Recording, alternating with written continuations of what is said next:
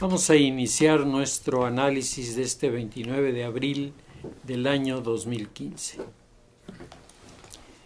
En el marco internacional han estado ocurriendo acontecimientos devastadores provocados por un terremoto en la zona de Nepal que ha arrasado con monumentos, templos, poblaciones, causando miles de muertos y de desaparecidos. Y por otro lado, la activación de algunos volcanes en diferentes lugares del mundo. Esto ha atrapado la información de la mayoría de las agencias noticiosas que están tratando de cubrir el evento y, por otro lado, abrirle a esa sociedad posibilidades de comunicación. A mí me ha parecido que algunas de estas instancias electrónicas que hoy tenemos se han comportado de buena manera cuando han abierto líneas para el servicio de comunicación en estos lugares sin cobrar ningún derecho y estableciendo redes que han ayudado a localizar a las personas, ya sea vivas o muertas, en estas hecatombes que han sacudido al mundo. En el plano de la política, el tema de la sucesión presidencial en Estados Unidos se ha vuelto el tema fuerte de discusión, por lo menos en el mundo occidental, porque está en duda si los demócratas llegan con un bono democrático todavía canjeable ante la sociedad con un candidato que pudiera ser Hillary Clinton. Por lo menos se habla mucho de Hillary Clinton como el candidato más fuerte.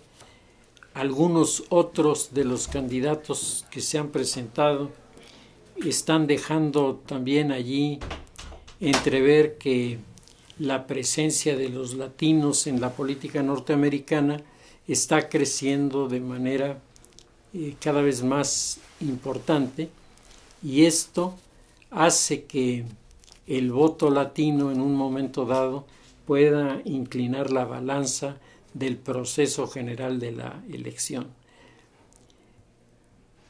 Barack Obama ha utilizado recursos importantes en el momento en el que se va de la presidencia, y él está creando las condiciones para abrir nuevamente la presencia de los cubanos en Estados Unidos y de los norteamericanos en Cuba, en un fenómeno que decíamos sorprendió sobre todo a las personas que tienen un interés político en que la isla cambie. Estos siguen mirando con escepticismo y con duda las cosas que están ocurriendo, pero quienes de inmediato se han apostado a recuperar posiciones en la isla son los inversionistas. Ha comenzado a fluir la inversión extranjera y hay ya una cantidad de solicitudes más que respetable ante la Comisión del Gobierno cubano para pedir el derecho a instalarse y abrir compañías que, por las propias limitaciones de la población en Cuba, pues deberán abrir espacios a los trabajadores a dar cursos de capacitación, a incorporar a los jóvenes cubanos que han tenido acceso a la universidad y nunca han tenido la oportunidad de practicar su profesión, pues abrirles expectativas que les hagan reivindicar los valores de la ciencia y al mismo tiempo a ellos económicamente les vaya resolviendo sus problemas.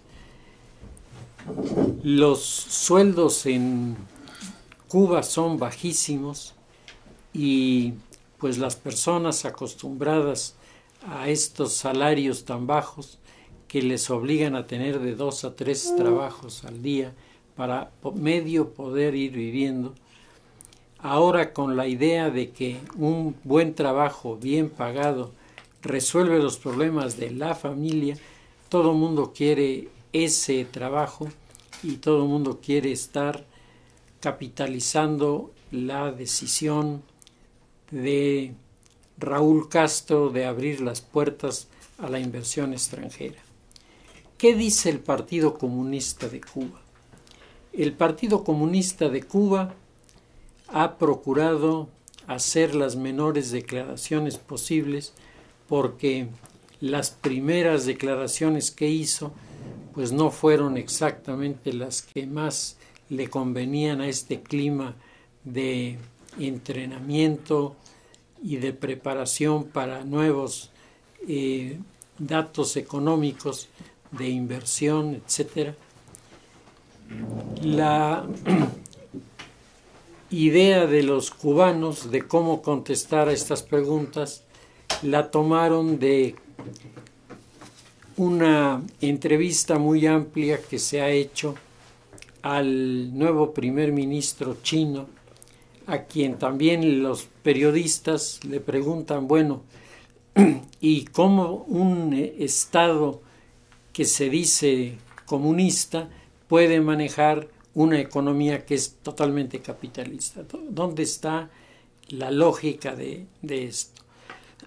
Y los chinos han contestado que no hay ningún problema, porque ellos, que son el eslabón que une con los inversionistas y el eslabón que une con el Partido Comunista, bueno, pues ellos están declarándose abiertamente comunistas y por lo tanto el capitalismo nunca se impondrá en China.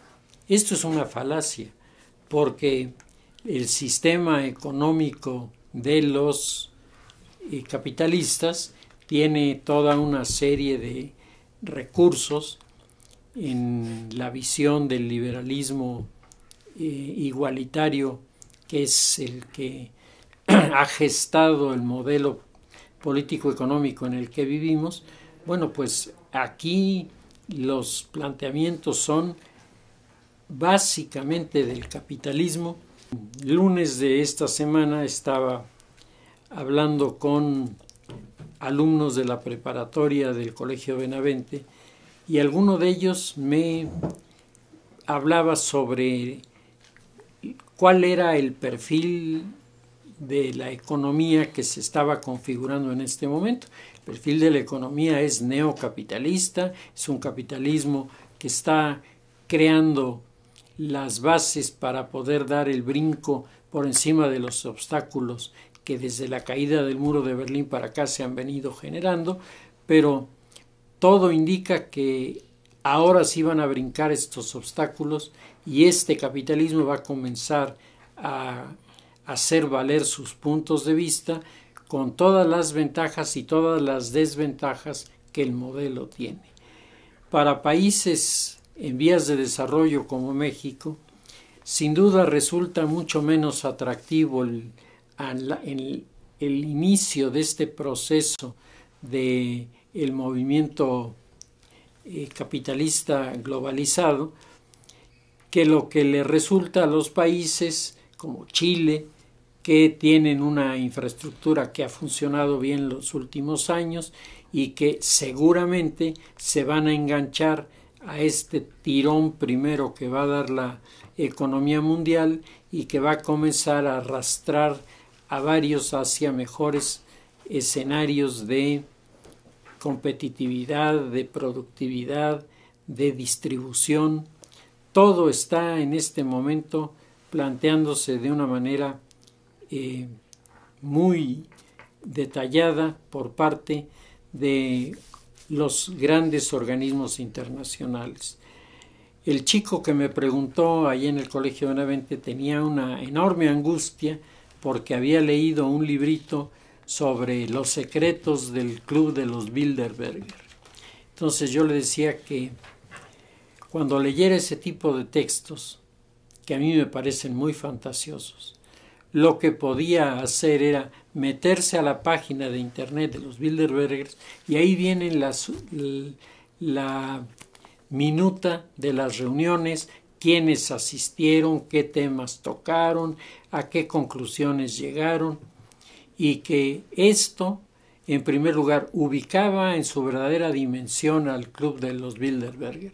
El Club de los Bilderbergers no es una sociedad secreta integrada por extraterrestres, es una organización que se funda en tiempos de la Guerra Fría, que es convocada y fundada por el príncipe Bernardo de Holanda, que tiene el apoyo y respaldo de los círculos financieros, los círculos industriales de Europa, que se reunieron en el Hotel Bilderberg para debatir sobre qué podían y debían hacer los grandes capitales, los grandes promotores de la industria frente al modelo comunista que en ese momento estaba sumamente agresivo.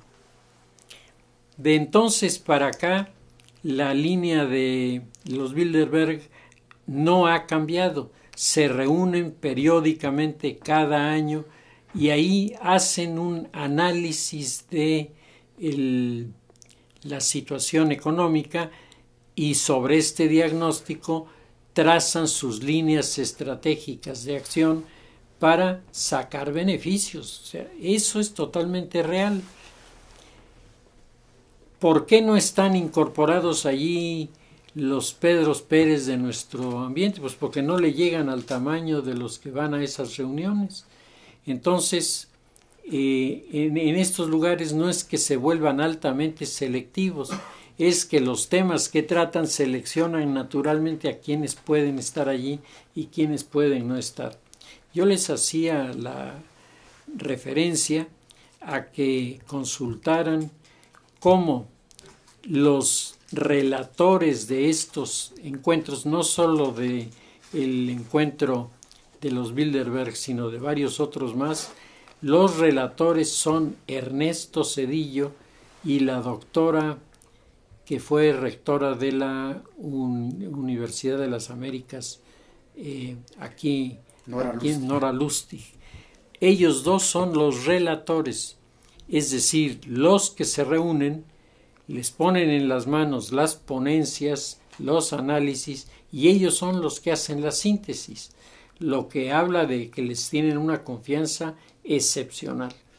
Y leyendo los textos, que además están allí en el internet para consultarlos, pues uno sabe exactamente de qué se trató. Y me decía el chico que estaba muy obsesionado con la idea de la conspiración, pero es que no dejan entrar periodistas.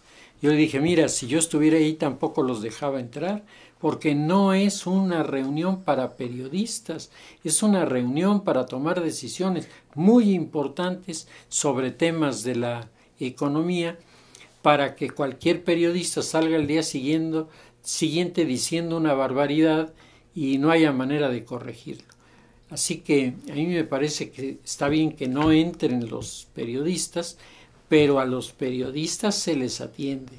Los periodistas tienen de 3 a 4 sesiones, dependiendo de cuántos sean los que presentan conferencia magistral. Los que presentan conferencia magistral terminan y van con la prensa. Y entonces le dicen a la prensa lo que piensan, los periodistas les preguntan, y claro, para que un periodista pueda ir allí y pueda preguntar, pues necesita ser un periodista diferente de los que conocemos. ¿Sí? No basta el entusiasmo, necesitan preparación para hablar de estos temas. Y esto es lo que el Club de los Bilderberg y otros clubes están requiriendo para acreditar a los periodistas en sus entrevistas y en todo su manejo con la prensa. Esto ha provocado dentro de los grupos periodistas mucho malestar porque dicen que hay una exclusión deliberada de los más radicales, de los que tienen las mejores preguntas. Pues no, porque varios de los que están clasificados corresponden a lo que pudiéramos llamar el ala de la izquierda radical intelectual, que es la que tiene mejor perspectiva de las propuestas y desde su punto de vista dónde están sus puntos débiles para presentar ahí un cuestionamiento. Lo mismo que se hace en el Club de los Bilderberg, les decía yo, se hace en el Club de Davos.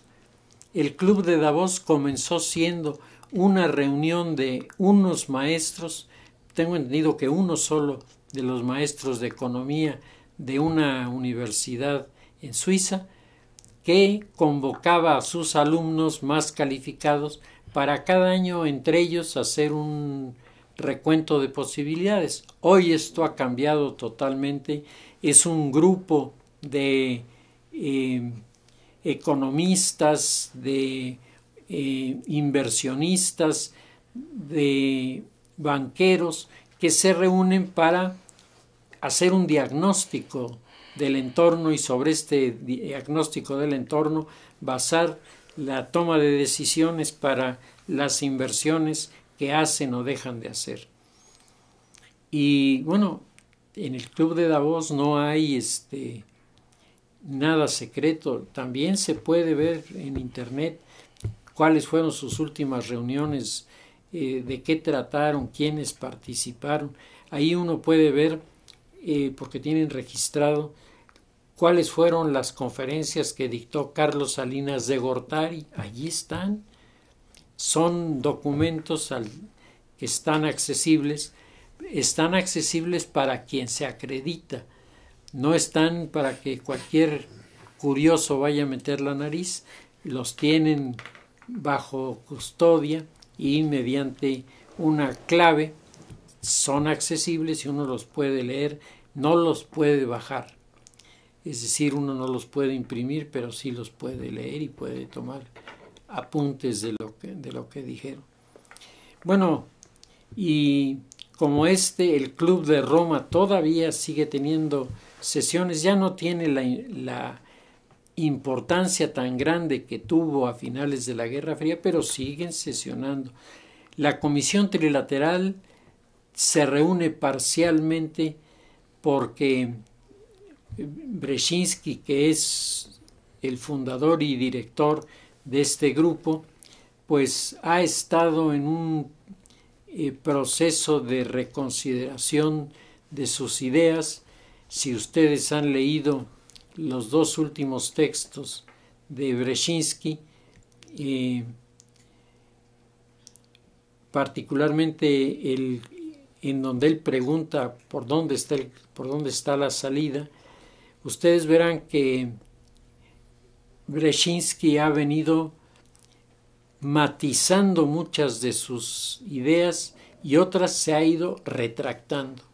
Ha dicho que el pronóstico previsto por él para final de la modernidad, al haberse precipitado el fin de la modernidad, descalificó varios de los factores que él había tomado en cuenta y entonces las cosas cambian de manera diferente.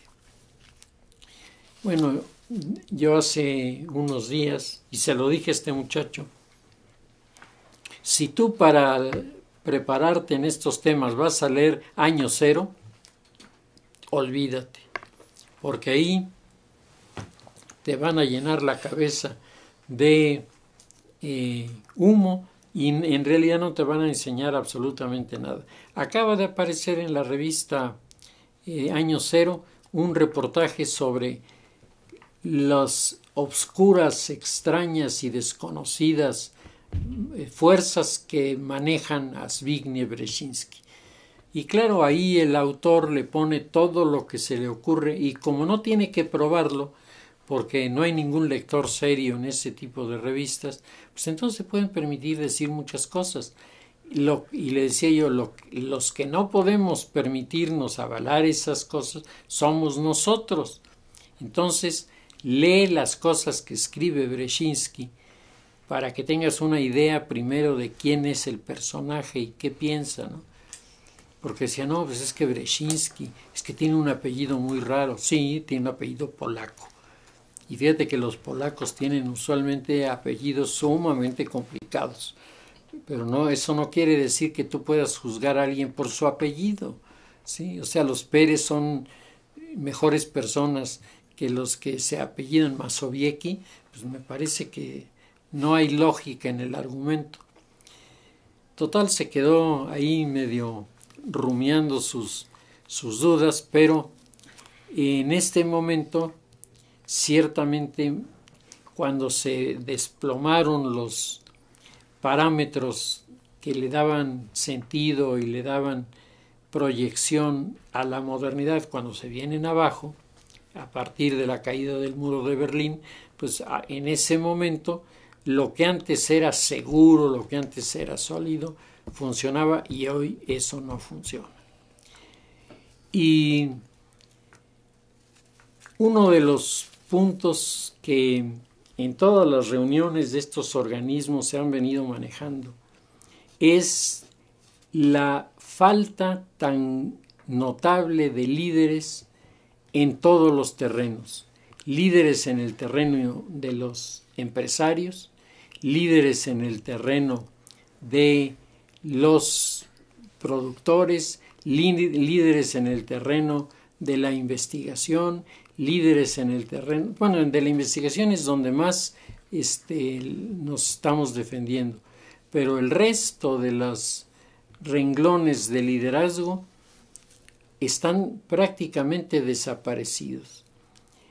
Yo me acuerdo que con unos politólogos de la Ciudad de México, cuando Vicente Fox gana las elecciones en el año 2000, nos reunimos y hicimos así de una manera muy simple un análisis de qué había pasado.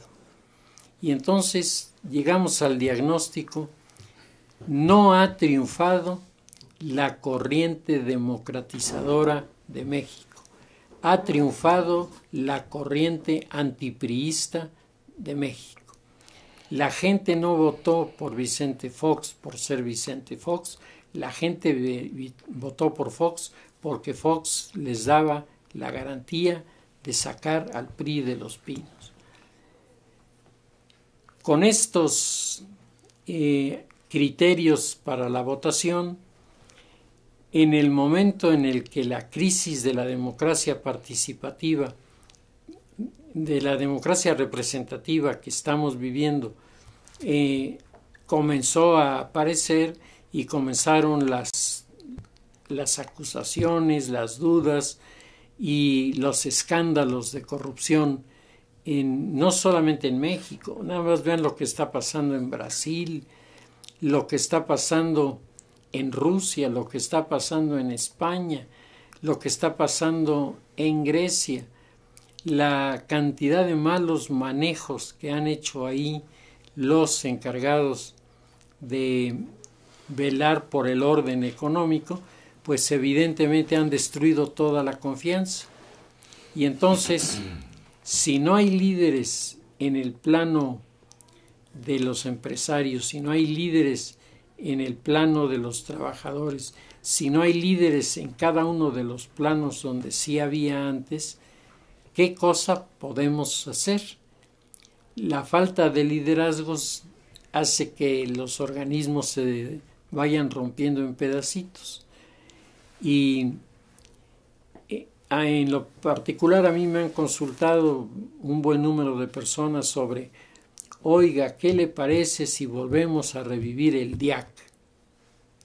Pues el DIAC es un fenómeno sociopolítico de los años 90 irrepetible, porque los organismos no producen milagros, los organismos producen resultados de un trabajo de muchos años, de muchos grupos que en ese momento se encuentran, al encontrarse se potencian uno al otro y de repente aparece una fuerza política que uno antes nunca hubiera imaginado, que es capaz de dar el empujón para lo que en México parecía imposible, la transición sin sangre, una transición sin violencia.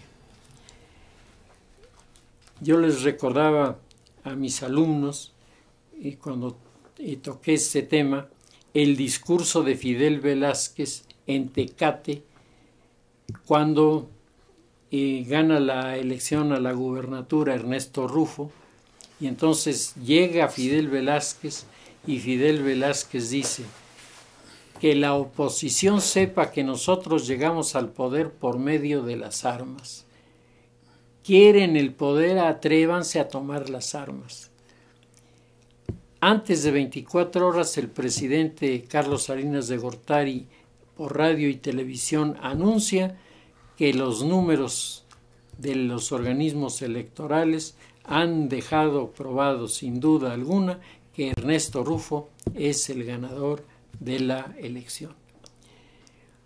A mí me tocó la toma de posesión de Ernesto Rufo y el aplauso más fuerte no se lo llevó Ernesto Rufo, se lo llevó Carlos Salinas, que era el que iba a dar, digamos, el aval a esta elección.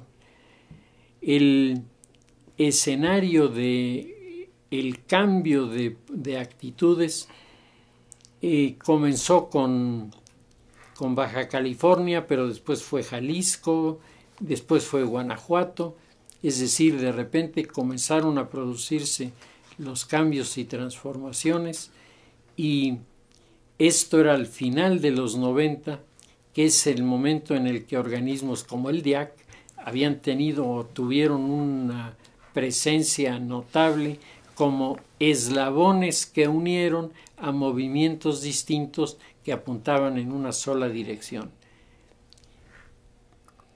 Cuando terminábamos el análisis que estaba yo haciendo con estos politólogos de la Ciudad de México, comenzamos a hacer algunas reflexiones y dijimos, bueno, ¿qué va a suceder con esto? ¿Qué va a suceder?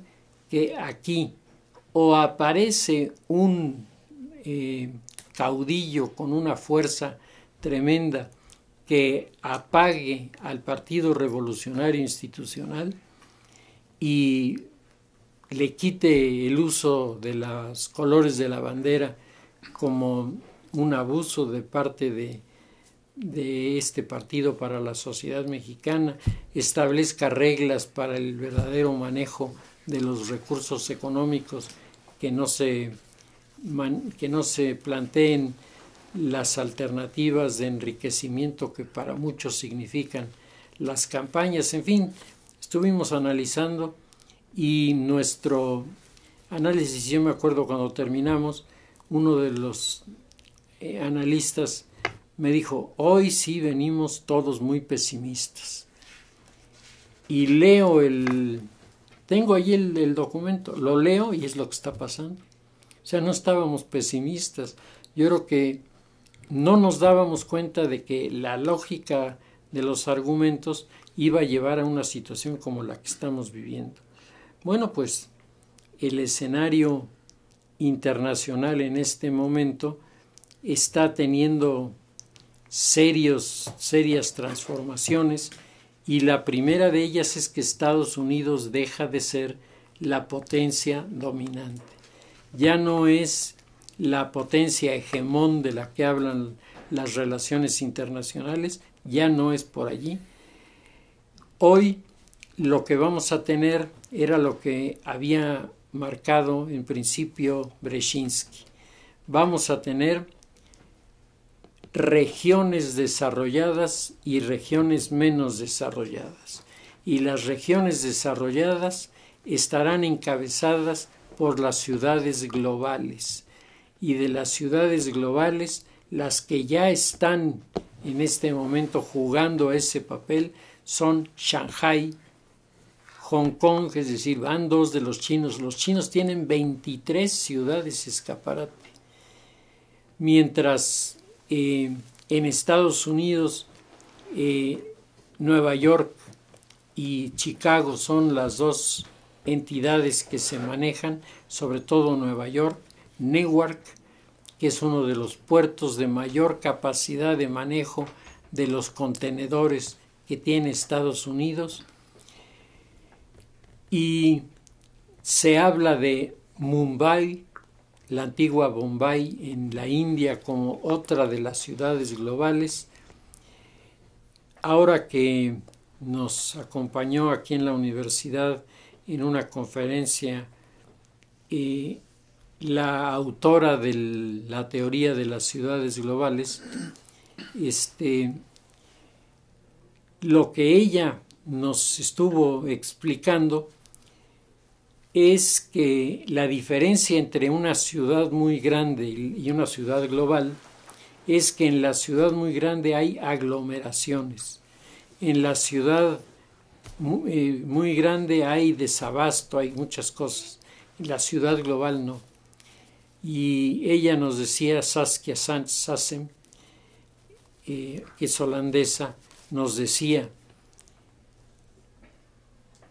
el Distrito Federal es una ciudad muy grande, pero es una ciudad que no es global en este momento por los amontonamientos que tiene, porque una manifestación puede paralizar la ciudad, porque los índices de delincuencia están muy elevados. Y en cambio decía, una ciudad como Shanghái, en una ciudad como Shanghái no es que no haya delitos, sí los hay, pero los delincuentes que son aprehendidos no la vuelven a contar. Y los meten por 30 años en la cárcel y con eso han venido conteniendo la aparición de los tongs chinos, que siempre han sido la pesadilla de estos lugares. Las ciudades globales van a ser como la capital de las regiones que se están desarrollando.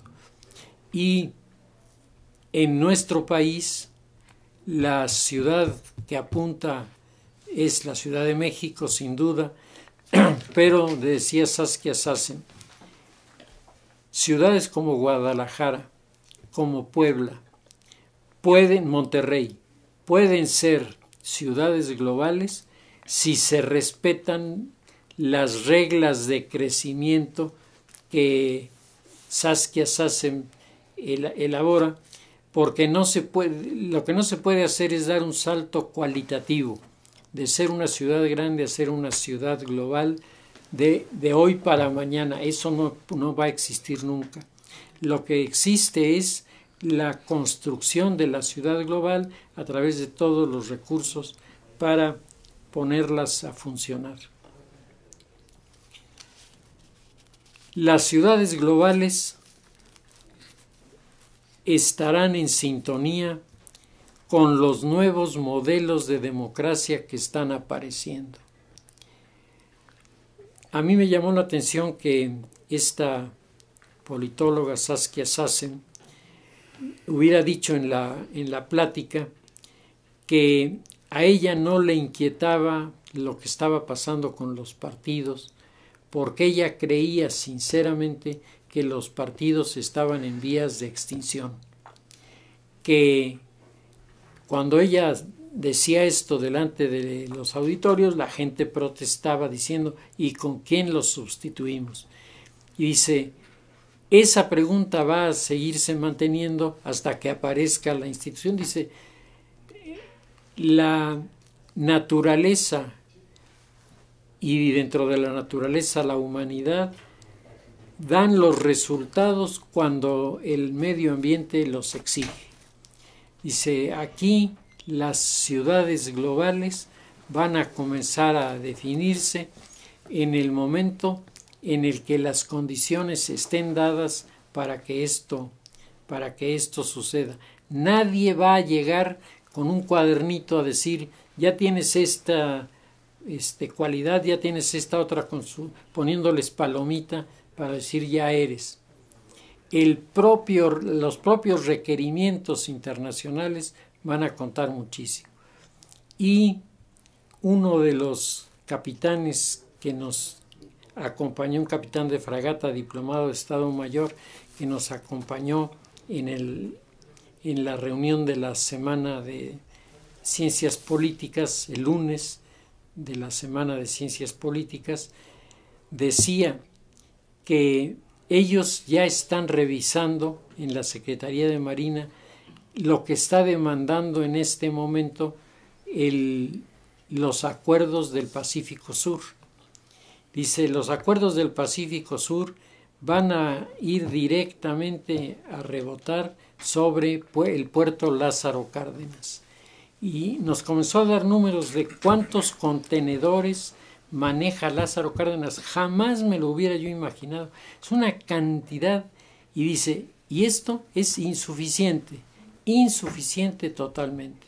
Dice, lo que obligará al gobierno de México, si quiere entrar en el reparto de utilidades, le obligará a hacer una inversión cuantiosa en el manejo de los contenedores, que es en donde más está atrasado el puerto de Lázaro Cárdenas. Todavía los medios que tiene para mover los contenedores son muy obsoletos frente a lo que se está generando en otros lugares. Newark, en Estados Unidos, está en pleno proceso de transformación del manejo de los contenedores, porque es el puerto con más contenedores que se maneja en la costa del Atlántico. Decía el capitán que lo que ocurra en los puertos del Pacífico va a provocar en el país un crecimiento muy grande y va a provocar un desplazamiento de personas de otros lugares a esos, porque va a haber trabajos, bien remunerados, porque va a haber dinero y porque se pueden hacer buenos negocios. Entonces, el principio de las ciudades globales está operando en este momento.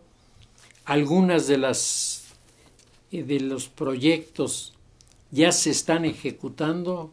La construcción del canal en Nicaragua está en un proceso avanzado. Comienzan a manifestarse en el país, en México, declaraciones de los grupos empresariales, algunos peleando con el gobierno, como lo hizo el grupo de Monterrey, hablando de la poca visión del actual secretario de Economía, que en lugar de aprovechar toda una serie de ventajas que Monterrey tenía, pues se ha dedicado a manejar otro tipo de perspectivas y entonces reclaman ser tomados en cuenta. Junto con esto, pues están también los planes y proyectos de los gobiernos locales que están dialogando sobre todo con los gobiernos europeos la posibilidad de atraer compañías ensambladoras. Se habla de que algunas de las inversiones se van a localizar en Querétaro de manera específica, otras se van a localizar en Puebla, otras se van a localizar en el territorio de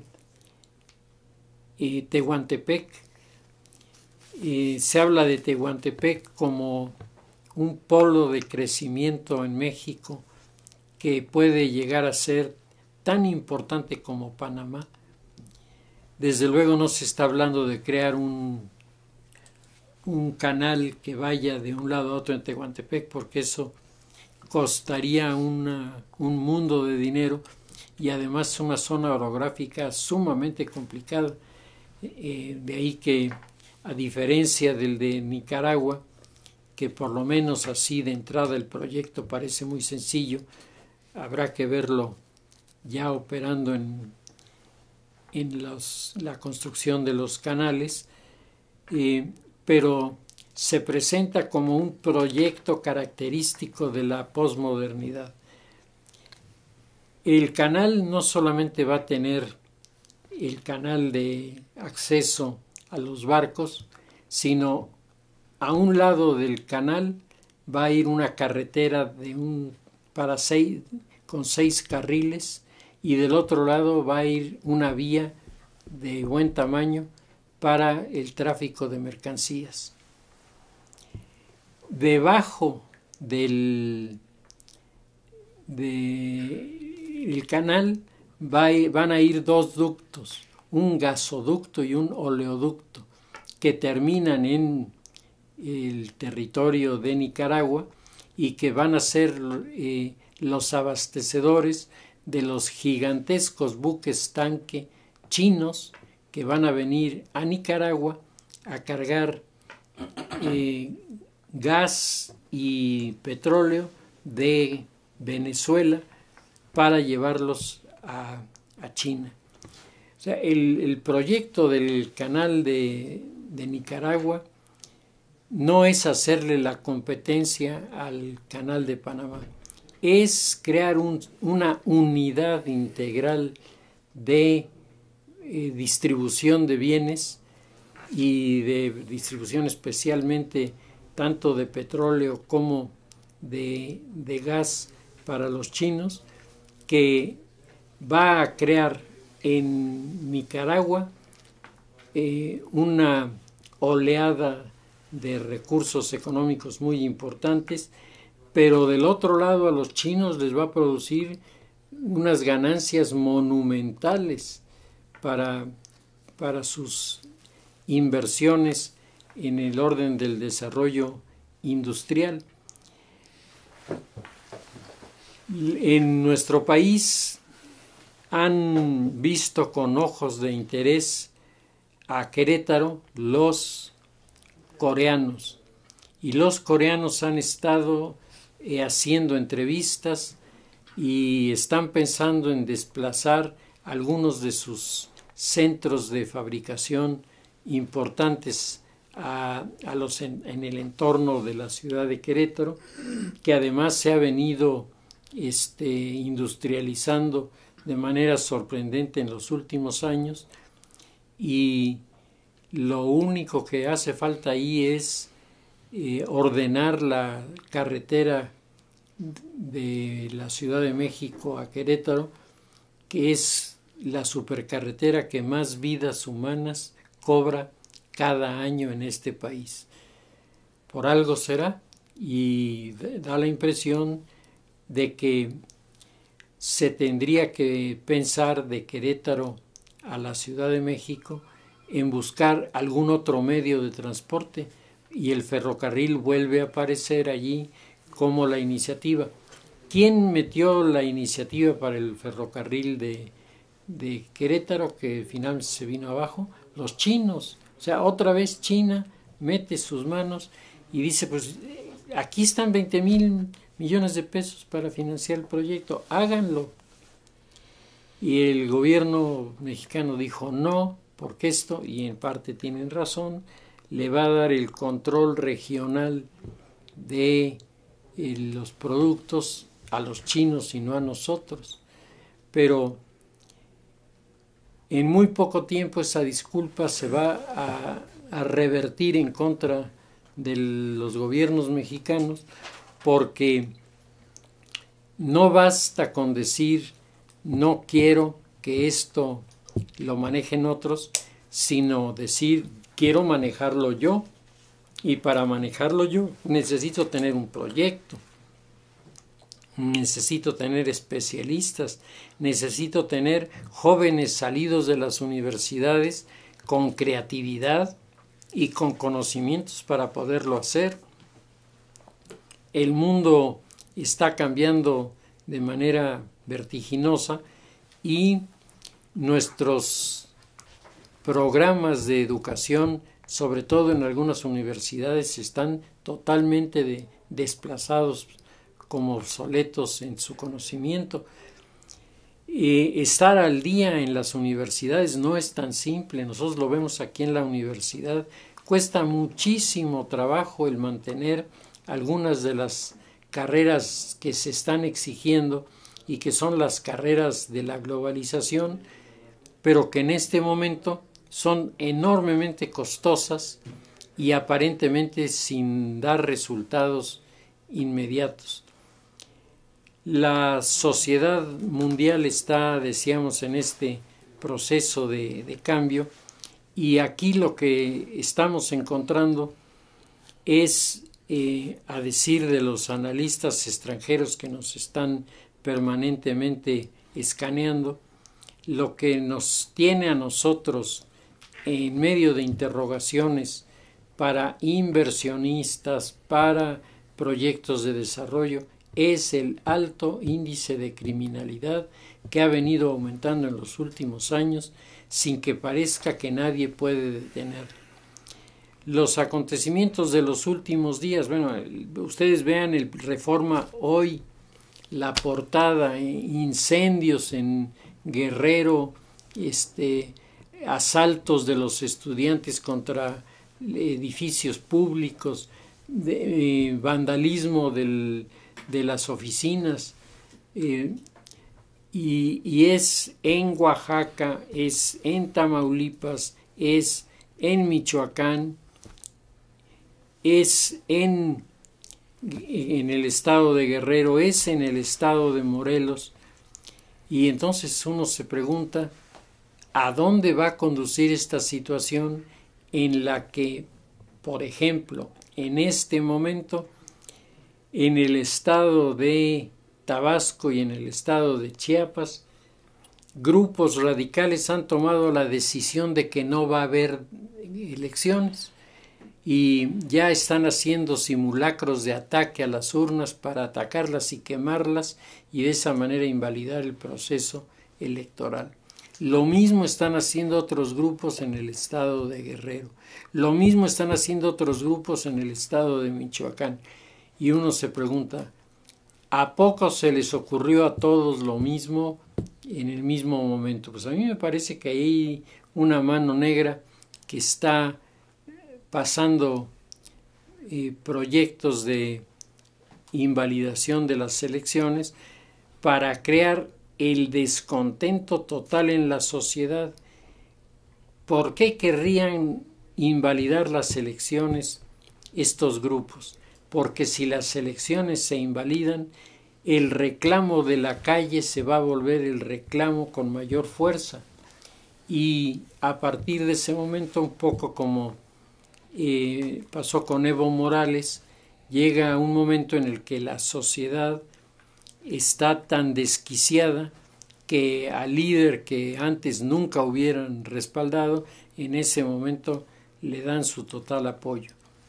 Pues en nuestro país los partidos, y yo no me canso de asombrarme que todos los días aparece una declaración, una denuncia, una presentación de datos desplegados en los periódicos que no hablan de convertir a México en una democracia más perfecta, en tener mejores órganos de representación, en ciudadanizar los órganos electorales.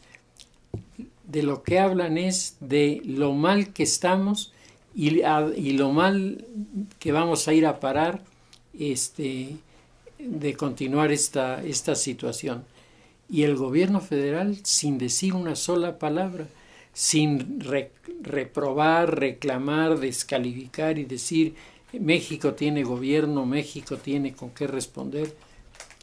Esta estrategia que dicen ellos es una estrategia muy estudiada de no hacerle caso a nada de lo que está pasando, dicen que va a resolver el problema porque los delincuentes se van a dar cuenta de que para ellos no hay ninguna alternativa, y entonces solitos se van a retirar de las áreas en donde están operando. Pues los números dicen lo contrario. Los números dicen que están aumentando, sobre todo en los estados de Michoacán, el estado de Guerrero, el estado de Tamaulipas, el estado de el estado de Morelos también, aunque el estado de Morelos tenemos que reconocer que de repente comenzó a bajar un poco las tensiones, abrió los colegios para las clases. Oaxaca es el otro. Oaxaca es un territorio que parece estar fuera del ámbito nacional. Los gobernadores hacen lo que se les antoja, pasan por encima de las leyes constitucionales, toman acuerdos para los que no tienen derecho, es decir, han creado una zona de absoluta falta de presencia del poder federal, que da temor, porque la pregunta que todos nos hacemos es ¿hasta dónde se va a llegar en esta situación de ceder y ceder frente a los que están agrediendo? El grupo anarquista ha seguido actuando, han dejado su marca en la UNAM apenas hace semana y media, adueñándose de un auditorio y de unos pasillos, marcándolos todos con el círculo negro y la A, los anarquistas del círculo negro. Está detenido uno de los líderes del círculo anarquista, están exigiendo su liberación porque es inocente. El acusado hizo toda una serie de fechorías y por eso lo detuvieron y por eso lo metieron en la cárcel y por eso lo sentenciaron, y ahora dicen que los anarquistas tienen un modo violento de expresarse, que se les tiene que respetar porque es un modo de expresarse. Entonces, pues el que está en la cárcel tiene que recibir una disculpa por haber sido detenido haciendo tropelías y decirle que para la próxima las tropelías las haga con más cuidado.